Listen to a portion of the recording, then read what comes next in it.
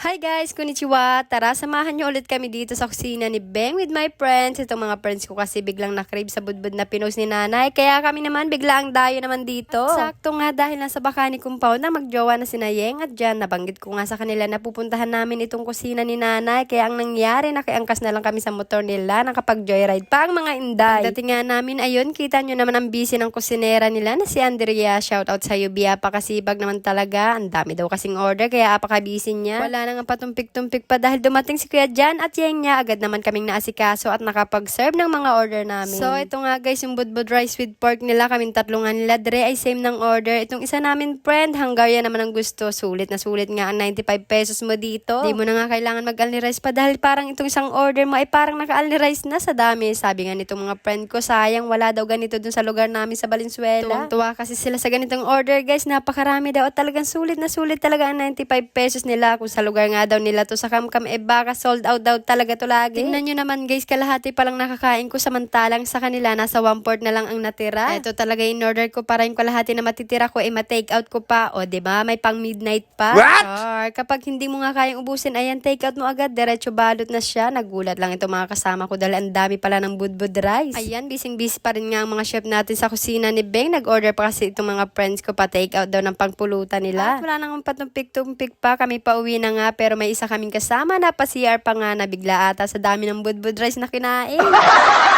Uwi na nga kami guys, buti na lang may kinuha din itong aking mga friends si Yeng at dyan dito sa Malabon hindi na nakapag-commute pa. Thanks ng marami. Sa ulitin guys, thank you for watching. Don't forget to follow, like, and share. Bye-bye!